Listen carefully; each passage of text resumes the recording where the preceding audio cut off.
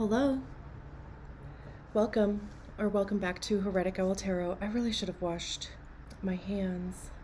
Like, can you see how dirty they are? I just have been repotting a bunch of plants. And then I was like, I don't want to do this anymore. I'm going to sit down for another reading. And here we are, but I really should have washed my hands. I'll do that after I get your cards out. This is the reading for the 4-1 human design profile. I don't know why I even showed you that, but we're going with the flow apparently over here. But if you don't know your human design profile, there's a link in the description for you to get it. And among the, that's too many cards, among the plethora of information specifically about your design, one of those things will be your profile. Also, be sure to check out your zodiac sign readings. If they're not up yet, they'll be up in the next few days. I want to get these out there, hopefully by someday. The card that came out for you is Inspiration. Beautiful. Those 3 stars, I don't know why that stuck out to me. Probably because 3 is my favorite number.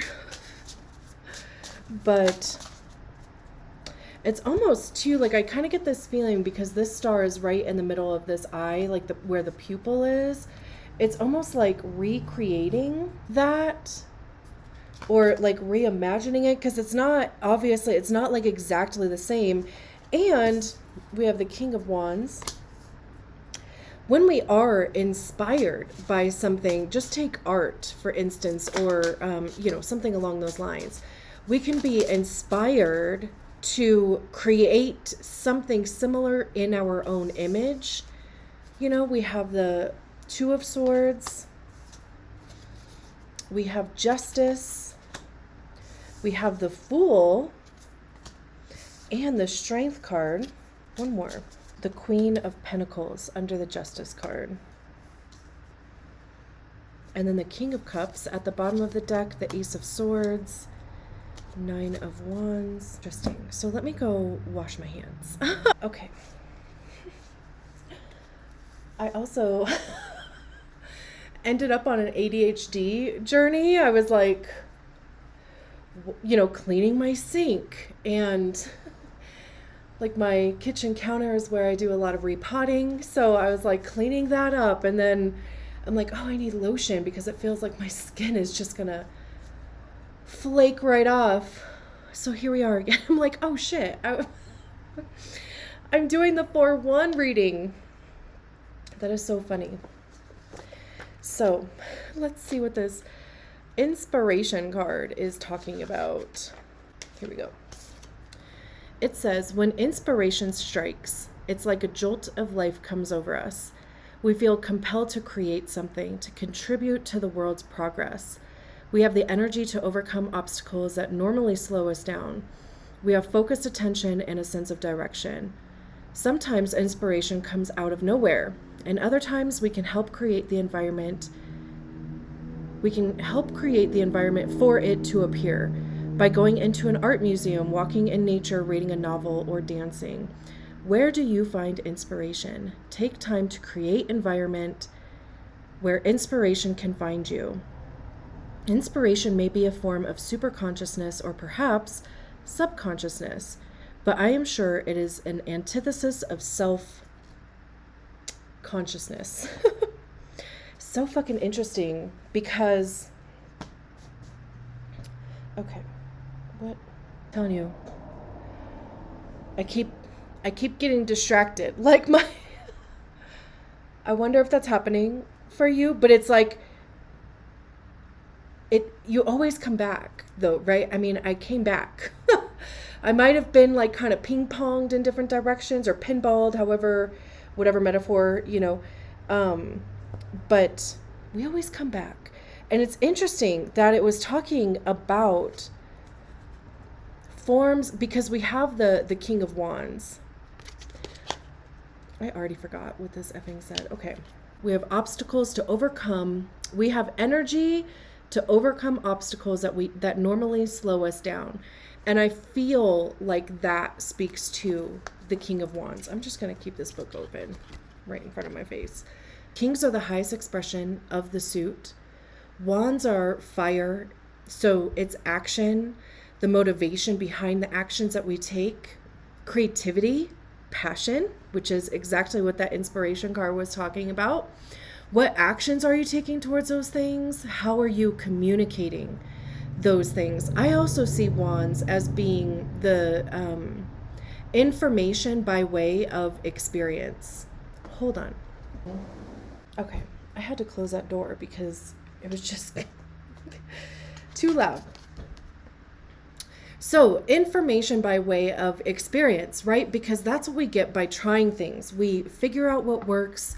We figure out what doesn't. What do we like? What don't we like? It's almost too like that investigation line that you have, but it's like investigating through curiosity. And it is taking action on those things that interest you or inspire you, since that's a card that came out. And it's researching them. It's getting involved in them. It's figuring out what it is about that thing that you like. And maybe it has something to do with your community, because, you know, kings do oversee a kingdom. People generally look to them for guidance, for advice. You know, they're generally a leader. The King of Wands is also the entrepreneur of the tarot deck. Because, and I think they classify the King of Wands as that because they need to have creative freedom. They're not going to do well by other people telling them what to do and how to feel and what to be inspired by and how to spend their time and what things to prioritize or take action towards, right? The King of Wands is also, since it is a king, and since people do look to them as an authority, as a leader, as a guide, they share their knowledge with their people. That first line, investigation. The fourth line, opportunist. That's all about your community, other people. And not to mention too, the 4-1 is the only profile that has that fixed fate. You have the juxtaposition, incarnation cross. You are meant to stick to your own path, your own journey, regardless. You know, like if you kind of step off the path because maybe it's, you know, uncomfortable in some capacity, to honor that fixedness, then, you know, you might follow other people or just kind of be more observant or just allow yourself to be guided along. That might be okay for a time because maybe you feel like you have more of a sense of belonging or community or whatever.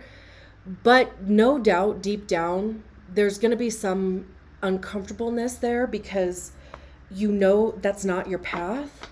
It's like you know different. So, you know, honor that. And we have the Fool with it. This is a new beginning. It's a leap of faith. Trusting the process. There's an element of surrender. There's also an element of committing to a new path. It's almost kind of like there's nowhere for you to turn. Like there's no going back.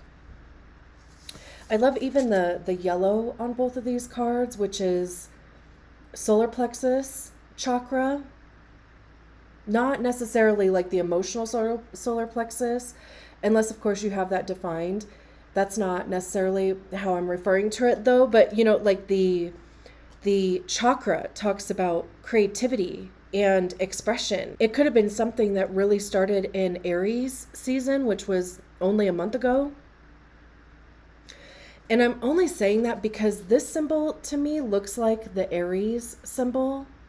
This card isn't associated to Aries, but I just find it interesting that to me, that symbol looks like Aries, which is also fire. You know, we have the King of Wands here, even though I believe the King of Wands is specifically Sagittarius, but it's fire.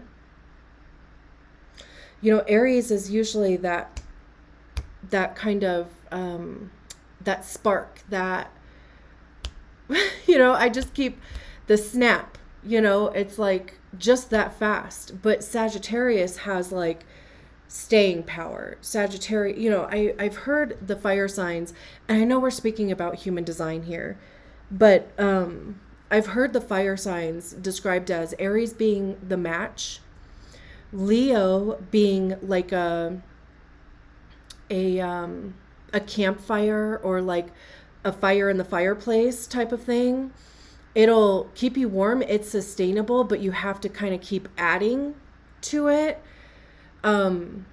Aries, with a match, like there's that spark that gets it going, but it burns out kind of quick. And then Sagittarius being like a wildfire. Like it can cover a lot of ground, and it almost like sustains itself, and really it has to like burn itself out. There's no real control of it. So anyway, it's interesting because, like I said, there could have been something that started in Aries. This could be a split decision that you make. Like it literally can just happen like that, where you decide to take the risk because there is something that's been smoldering in you for some time. Maybe you recognize a need within your community or peer group in some capacity. And then the Two of Swords here, swords have to do with our mindset, our thoughts, ideas, inspiration, truth and honesty, but like divine objective truth. I also see swords as being the suit of ego, because that's generally where we hear our ego is in our minds. And our ego is created by the stories that we attach to experiences, to feelings. And it becomes a reason why we do things and why we don't do things, right? Whether those stories are true or not, and whether they're even our stories or not. But, we receive information from our environment. It goes through the filter of our ego, and it kicks out some story based on, our own individual filters. And we have the sun here. The moon is in the sky, and we have the star that's still in the sky also. So the Two of Swords generally talks about indecision, really not knowing which route to go in. It says showing off, inflated ego, difficulty expressing self, blindly following. The sun, burning and blinded by his own ego, shows off to the moon. He thinks he can impress her with a wave of his swords. If only the sun knew that the moon was already impressed just by the sun being the sun. What is so interesting here too is that we all have the sun and the moon in our charts, right? So maybe see what gate your personality sun is in, which for a 4-1 anyway is vital to, like, it really has a lot of information as far as like what is going to be kind of like your path.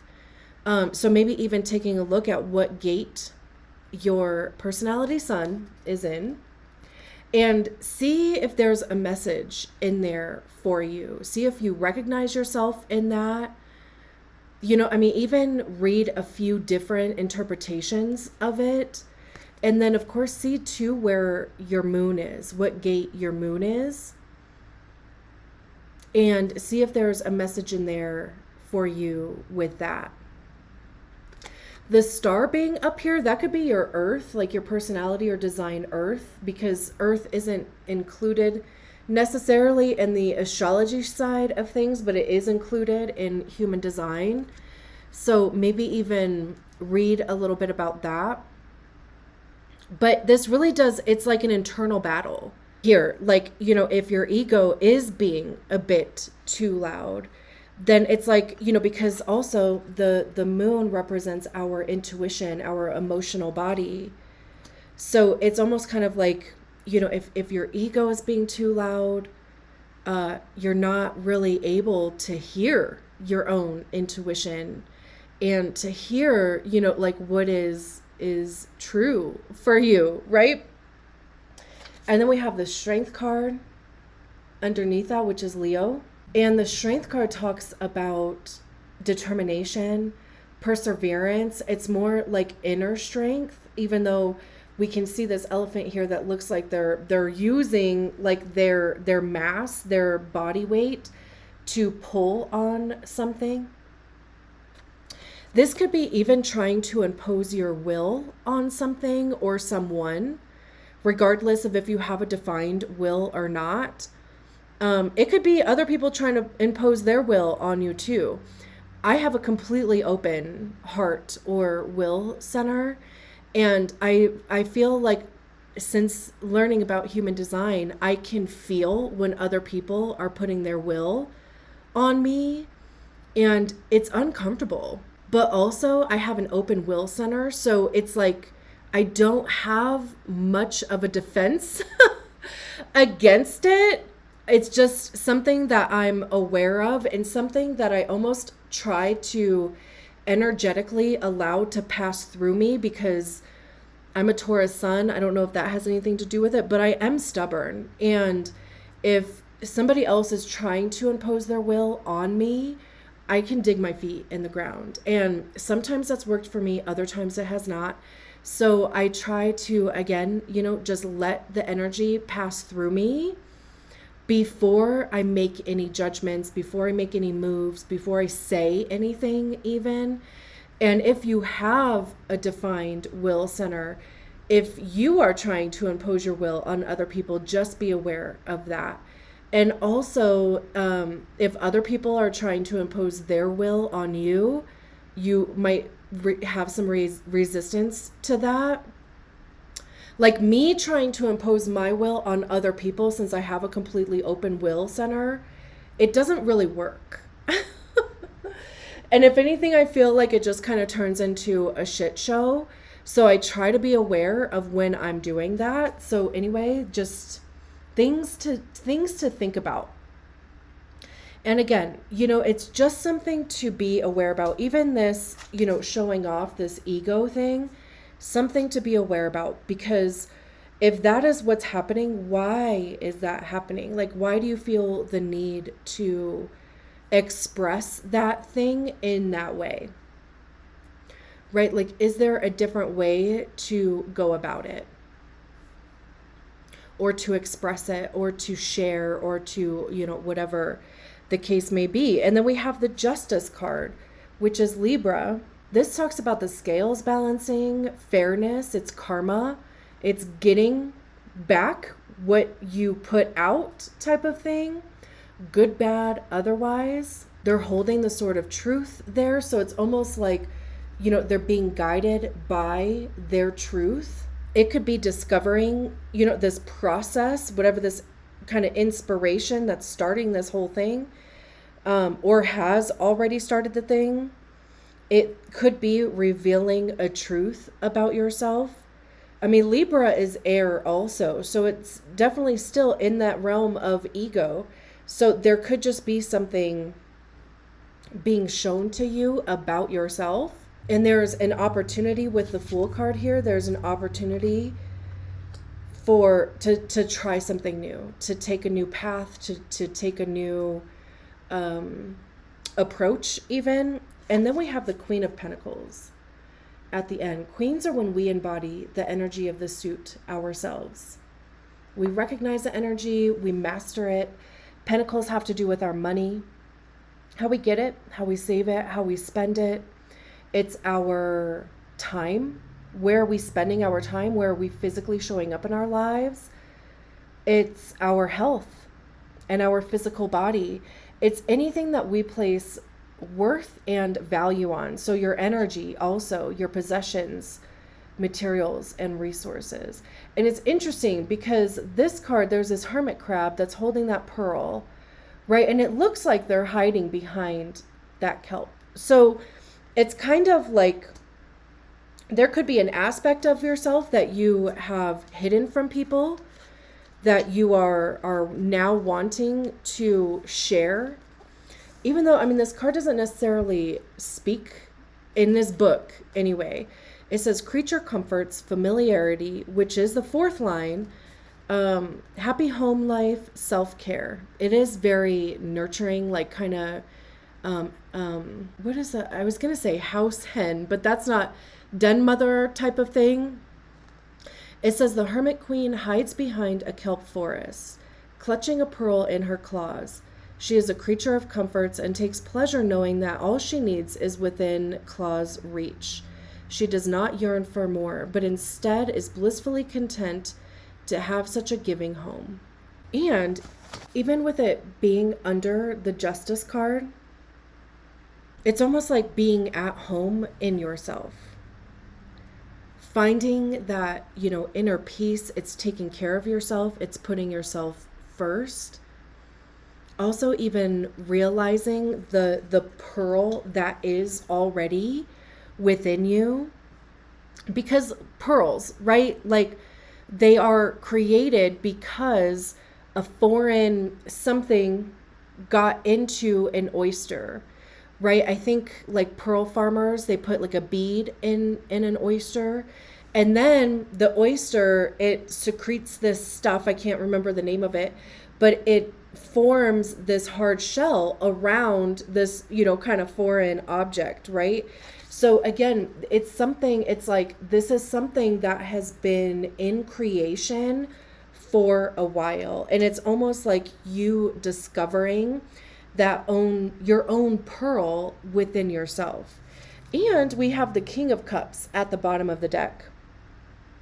I love this because this is emotional maturity. This is being in tune with your intuition.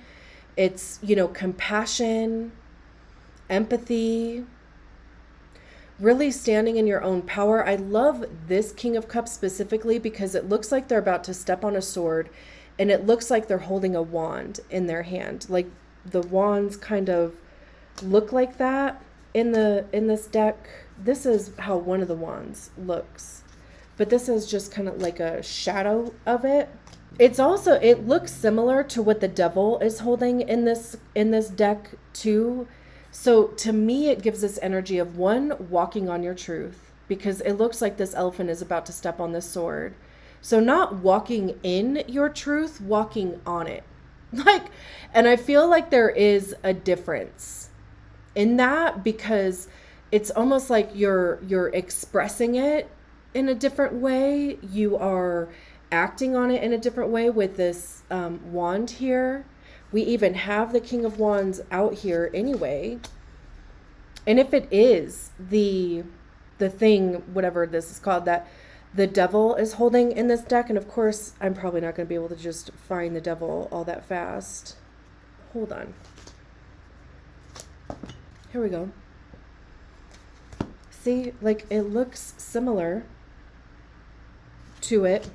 Not an exact match, but it is, just kind of ringing that way for me. So I feel like, there's a message in there. So, and if that is overcoming the devil talks about, the things that hold us back. It's insecurity, it's self-sabotage, it's addiction, whatever that is for you. It could be, numbing, distracting. The self-sabotage thing can be addiction. Of course, it can be a substance too. Just, even keeping yourself small. But there's like this new, even just the starburst behind this elephant, right? It's like there's this new you, and it's encompassing your emotions. You're taking actions based on, like how you feel, the things that bring you joy, walking on your truth. We have the Ace of Swords behind that, which is what they're stepping on, which is, new ideas, new inspiration. Again, it could be discovering a new truth about yourself, really embodying that new truth about yourself. It's interesting. So this is, we have the Two of Swords out here. We have the Ace of Swords behind the King of Cups. And it's like, they're literally like falling out of the sky like a shooting star, right? I mean, it could have been a wish that you made in the past on a shooting star. It could be, again, it could just be something that, boom, the inspiration strikes you, the idea comes to you, it's dropped into your consciousness, and you're like, I'm going that way. Beautiful. I'm going to leave it there. Thank you so much for allowing me to read your cards. I will talk to you soon. Bye.